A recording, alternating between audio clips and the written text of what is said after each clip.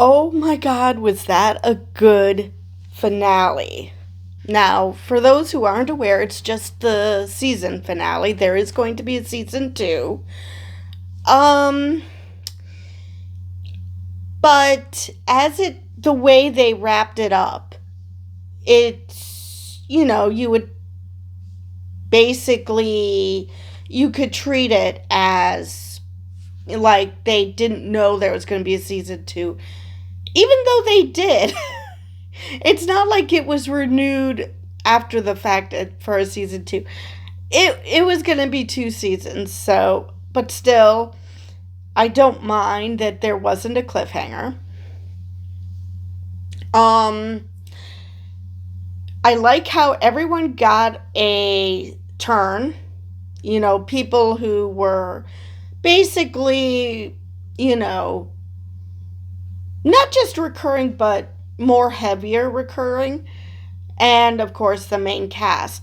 I am kind of bummed that we didn't see Chancellor Kelrick or Kyle. I really, really thought that a part of this was going to be the War College coming in and helping out. That is not what happened. So, yeah. I was kind of bummed about that we didn't see Kyle or Kelrick at all this episode. Not during the rescue. Well, not during the. I mean, I'm glad that the cadets and Reno together figured shit out along with the doctor. But I mean, I'm kind of bummed that they didn't get some assist from Kelrick or Kyle or someone from the War College or that bitch whom we seem to have dropped as a character. Anyway, so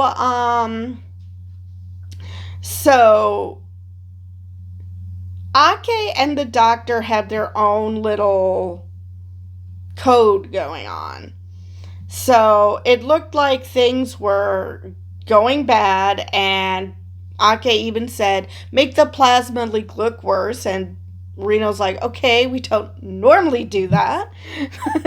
I mean, Reno had some great lines. I love Tig so much. And I heard that she's going to be in season 2 even more than she was in this season. So I'm so excited. But anyway, now I thought at first that the way they showed the Omega 47 grid, they made it look like a bubble. So I thought that the ship was stuck in the bubble. Turns out it's, as Reno put it, a wall of death. So they managed to get a hollow image of Laura and of the Admiral, which some people insist on calling the Dadmiral simply because of what he looks like. I mean, yeah, he's a good looking guy, but okay, whatever.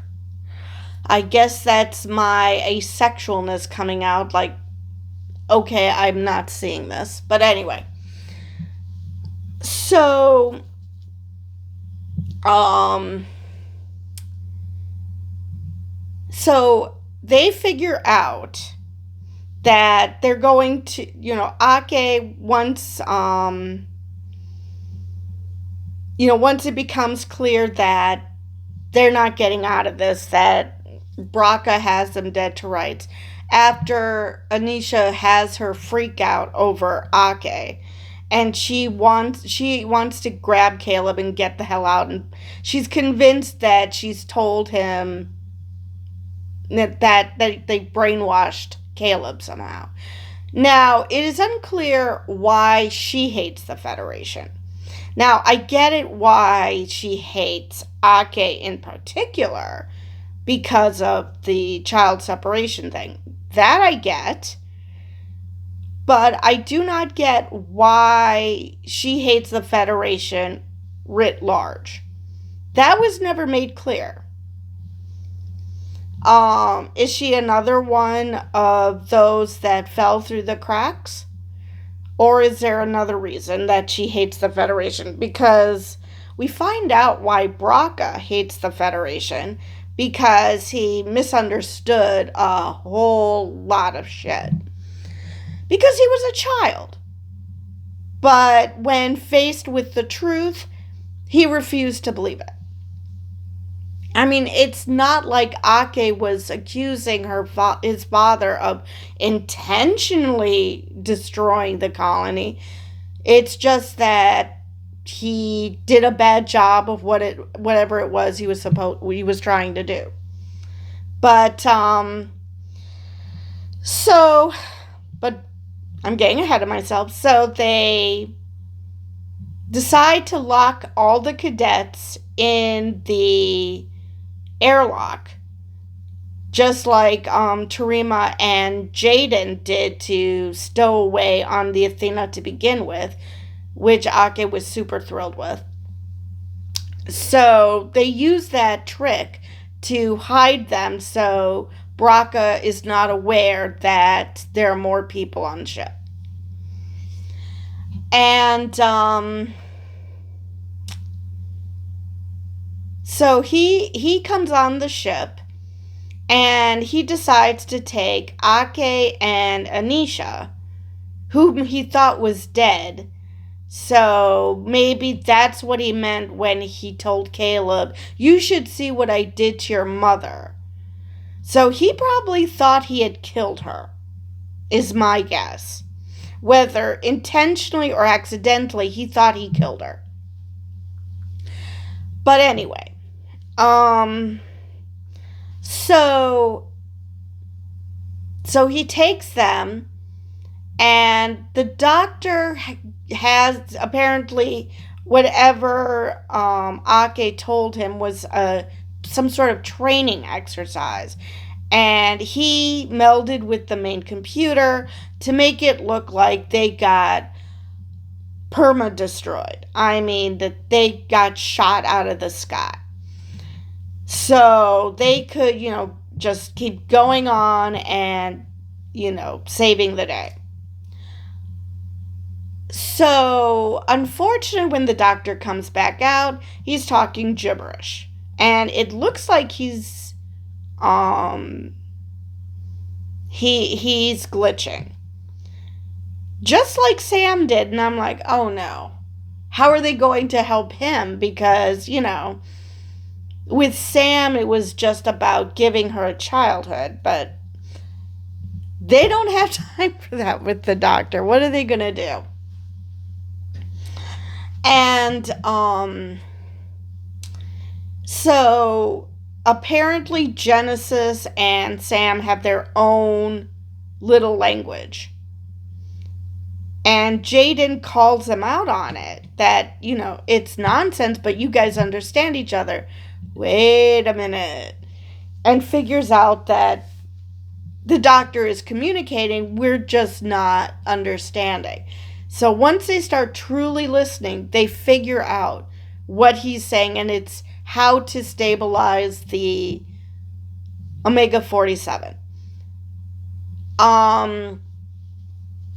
And all I could think of is when my nephews were little, especially my older nephew, he had a hard time communicating. Unlike my younger nephew who, once he started talking, he was talking. Alex needed some time. He was having a hard time getting words out. And so we always told him, you're speaking beautifully. We're just too dumb to understand you.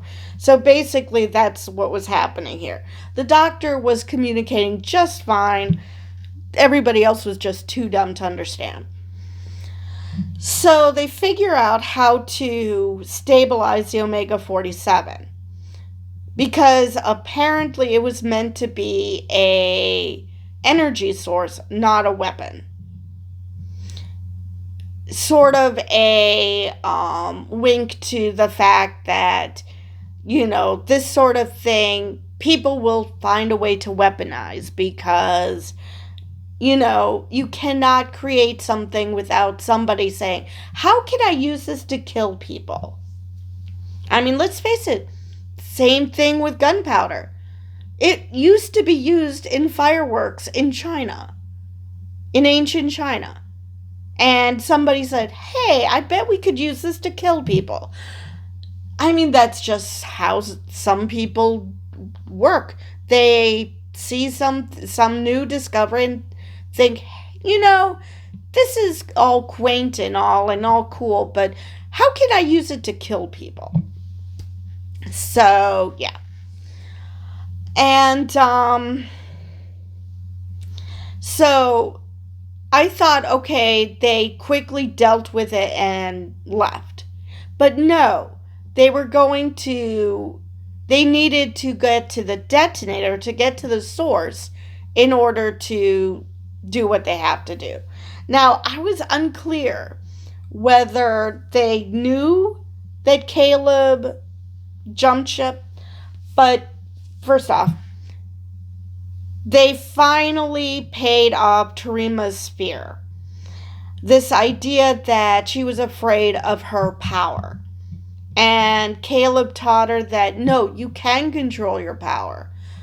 You know, it's just that you're afraid. And because you're afraid, of course you can't control it. You have to, be confident that you can control it. So Tarima used him and his connection to his mother to find her, and by extension, Braca. So he goes on a shuttle, which I didn't realize they still had. I thought that they had just the one shuttle that got destroyed on the planet, but okay. So he uses the shuttle to go down and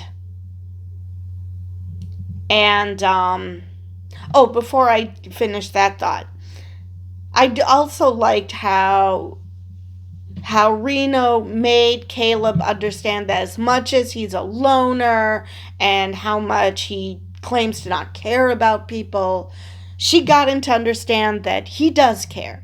That he's not doing this because he just wants to help innocent people. He actually cares. Why he didn't just take off with his mother and help rather than going to help his friends. She made him realize it, and still being her awesome self.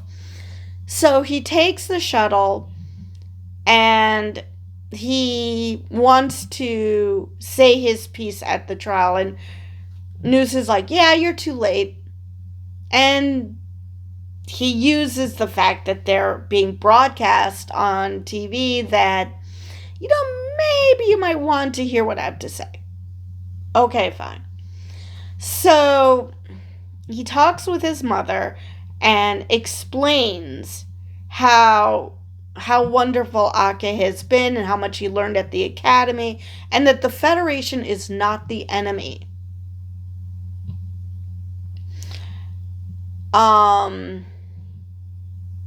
Whereas Braca is trying to say that not only does the Federation suck, they claim that the burn can't happen again, and, I'm going to cause the burn to happen again.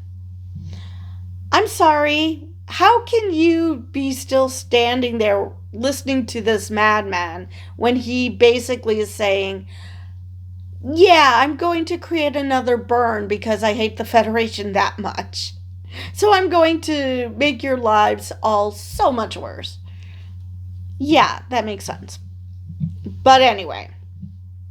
Now, the Iran War was not going on at this time. It is amazing how apropos it is to this current present. But anyway, so so once Caleb says his piece, Ake asks him about that mineral that Braca's mining colony mined. Because he was insisting that the Federation was raining fire on this colony, and that that's why he hates the Federation, because he killed that they killed everybody in the colony except for Braca, I guess. Turns out, talking to Caleb and asking him about this mineral and what happens, and Anisha also volunteered what she knows about it, which shocked me, because I'm like, wait a minute, if you knew that, why did you pronounce her guilty, for God's sakes? I mean, you should have realized that Braca was not playing with a full deck. Unless, I was thinking maybe that this was some sort of a setup and that the girls were playing him. But no, I don't think that's what was happening. But Braca refuses to accept that this had happened, which I get it. You don't want to believe that your dad is that big of a dumbass. Now, whether it's true that he actually was trying to hail one of the shuttles and used a weapon to bring it down in hope of taking the supplies, or if he was just committing ritual suicide, who knows. But I did also like, and I really thought that this was going to turn Caleb against his mother, this idea that, I knew the shuttle pilot that Braca killed. And he had a family, and you're not crying about the trajectory that his kids had to take because their father was killed. You only care about Caleb, which, I mean, it's true that she should care about her son, but she didn't seem to give a rat's ass about this guy that Braca killed. I guess if she had shown some remorse and understanding, but it turns out it wasn't that she was just sitting on the sidelines.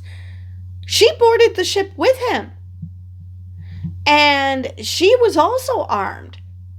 Now, Braca was the one who pulled the trigger, and Braca claimed that he was doing it out of self-defense because he pulled a gun on him. It's like, you literally were illegally boarding his ship.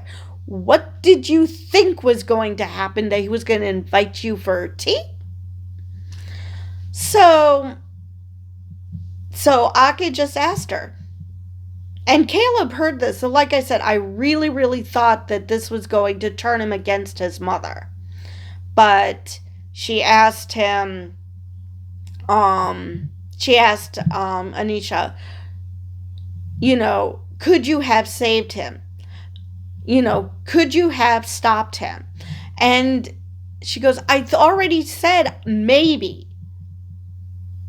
And, you'd think at that point she would realize that even though what Ake did wasn't ideal, why are you blaming her when you could have at least attempted to save this man? I mean, you could have saved him before Braca shot. You could have saved him after Braca shot, or at least tried. But you did nothing. You just stood on the sidelines and let things happen.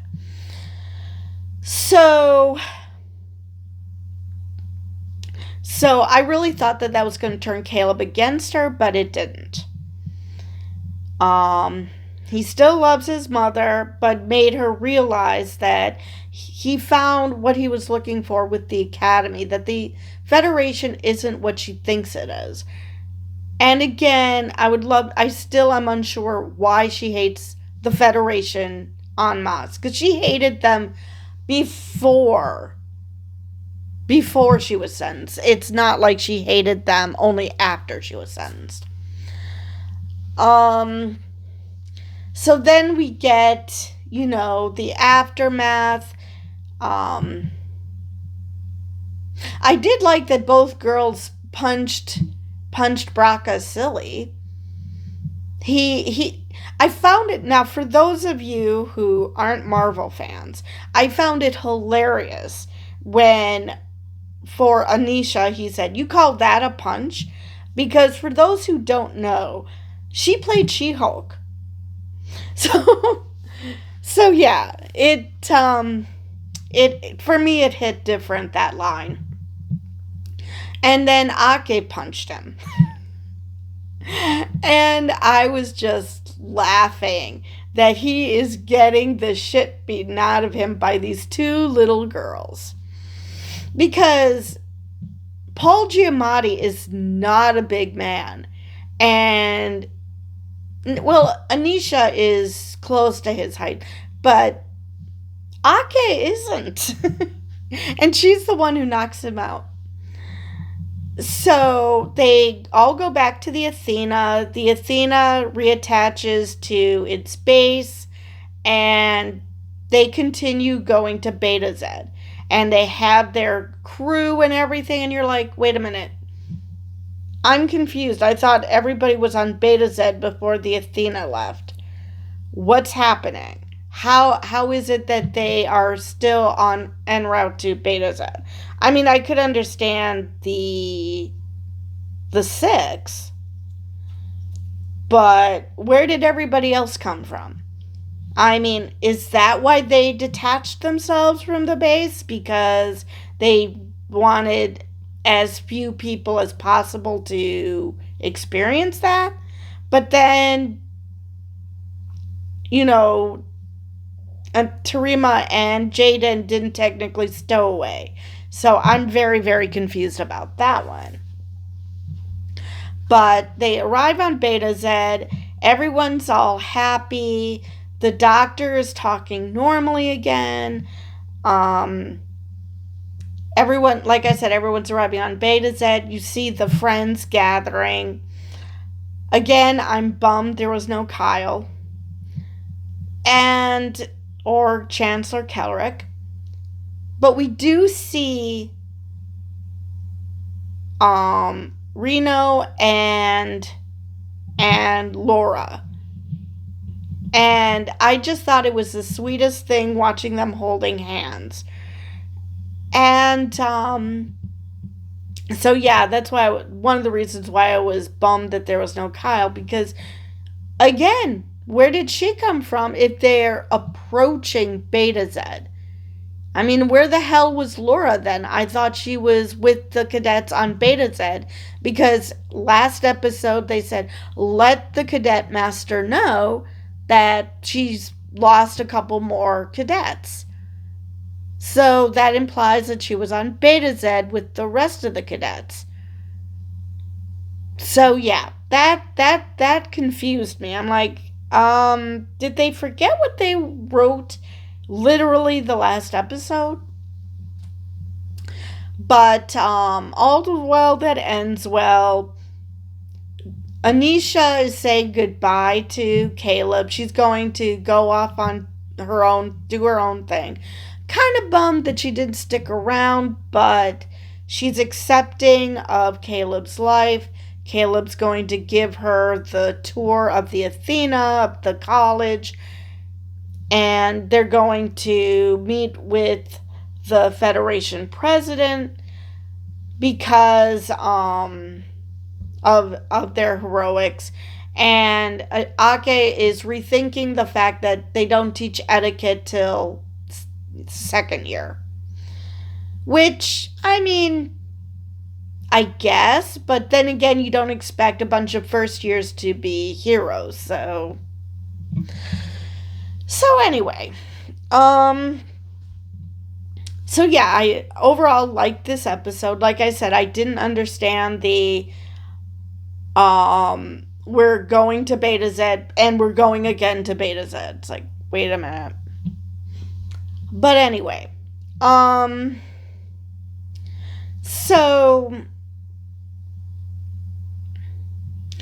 it ends with, yearbook photos, but it's all mostly baby pictures. Of the older actors, it's mostly them when they were teenagers, which I didn't look this up, but I really wonder how old um Gina Yashari or Yashar, I'm not sure how she says her name, is, because for Tig and for the Doctor and for the Admiral, they had older pictures. With pretty much everybody else, they had baby pictures, or at least preteen pictures. Um, Steven looked like he was about 10, 12. That picture. He's shown that picture on the Colbert show, on Late Show. So, but for the most of them, they had pictures of them when they were kids, which was adorable. I loved that. But then again, Holly Hunter, they showed a picture when she was a little girl, preteen. So I don't know how they, I guess it depended on what the actors submitted. Did they submit something when they were cute little kids or when they were older? So I guess it all depended on what pictures they had available or what pictures they felt comfortable showing.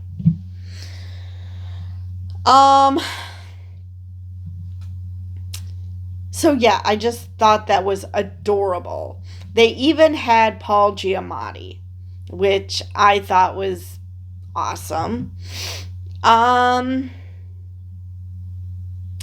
Let's see if there's anything else. I wonder how if they're going to do that again after the second season. If they're going to show the baby pictures again. And if they're going to be the same pictures, or, I mean, obviously for the actors who come back, or if they're going to change them up. And of course, depending on who the big bad is next season, because Braca's going to jail again. So I don't know if they're going to have him. Actually, no. I think I read that Paul Giamatti said he was not in season 2. So I guess we're not going to. So we're going to have a new big bad.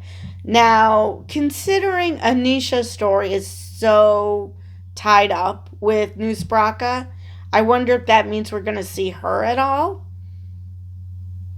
I assume that now that she's made peace with the fact that Caleb is happy at the academy, that she might drop in more often.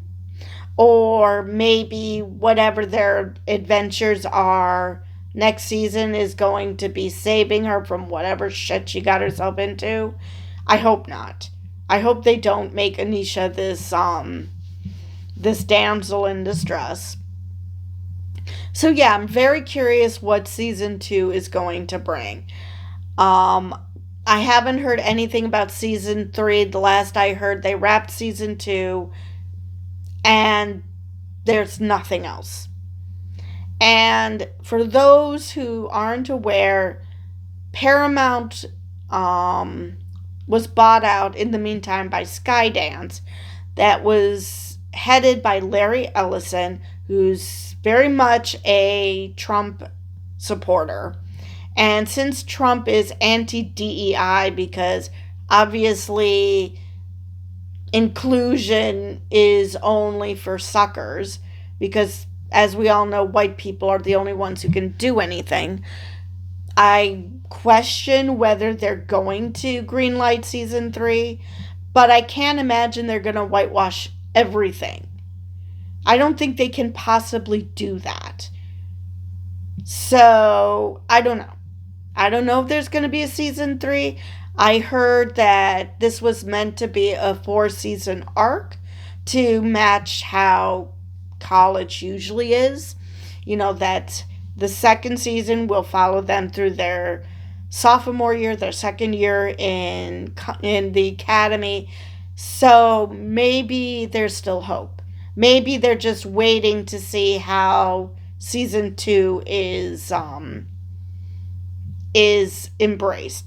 But the last I saw, it's gotten an 88% on Rotten Tomatoes. So despite people bitching and moaning about new Trek being so woke, because obviously the people who watched the Trek growing up had zero clue what the shows were about. I actually had, and yes, I'm going on a rant. I actually had someone on Reddit be like, "Why do you prefer this Trek to '90s Trek?" Even though I literally never said that, but because I like this Trek, I must like this better than the '90s, even though the fact that this person was growing up with this Trek made me scream, I'm probably old enough to be your mother, so I was actually paying attention to the message of Trek. And the '90s Trek was different than, say, the '60s Trek, because the political climate was different. And you would think that this person would have grasped that I'm saying that Trek has always been political and always based on the political environment, because that's what good sci-fi does, is is teach you about your current political environment. Does he get that? Does this person get that? No. And I feel that that's a lot of people who are bitching and moaning about this Trek not being like the Trek they grew up with, because they didn't understand the underlying message. This wasn't just goofy episodes. There were messages underlying it. Now, were there more goofy episodes in The Next Generation? Sure. Was there still a message that went with it? Yes. We also weren't going through a hellscape in the '90s. So it's just, come on, people. Just, what is it about Trek that you liked? Obviously, you did not understand the underlying messaging. You just thought it was a comedy. I mean, it is just unreal how many people are bitching about it. But yet, Rotten Tomatoes has an 88% freshness score. So it's basically those people are just the most vocal online.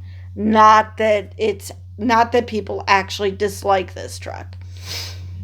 Now, just like all Treks, some Trek land, some doesn't. I mentioned that I didn't watch all of Discovery because it was becoming so oriented around Michael's sexual relationships. It's like, yeah, I'm done.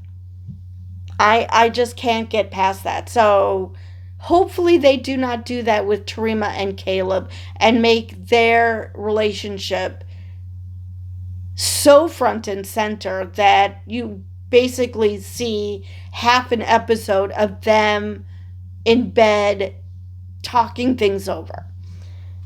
That was just annoying me. It's like, you have this ensemble cast, freaking use it. So yeah, I'm hoping that this does not happen. Let me see if there's anything else about this episode I wanted to mention. I think I covered everything. I'm really curious what's going to happen in season 2. Is Kyle going to come back, or is that relationship just going to be dropped, just like that bitch from the War College who was in like 2 episodes and then nothing? Or are they going to continue with that relationship? Or if that relationship fizzles, are they going to explain what happened? So, yeah. I know Chancellor Kellrick comes back, so I wonder how much he's in season 2. What happens to Genesis, what happens to everybody. How they grow as people, where what jobs they're going to eventually take. I think they hinted at that in this episode. Sam was rendering the Omega 47 inert, so I guess she was the science officer. Remy was the helm. Darren was the helm.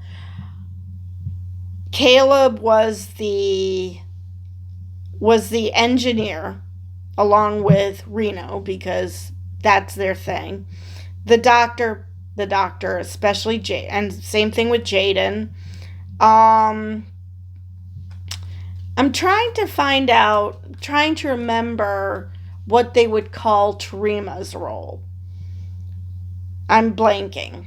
But, so we're getting a pretty good idea of where all these people fit inside of Starfleet. And of course, they hinted that Genesis will eventually become captain. So, yeah, it's going to be interesting. I loved it how when, I think it was Caleb who called her captain, and Reno's like, no, I'm not a captain. So, she doesn't have a big head. She's like, yeah, this is my rank. I'm perfectly fine with it. Let's see if there's anything else. I think I covered everything I wanted to this episode. So with that, I will see you guys in the next one.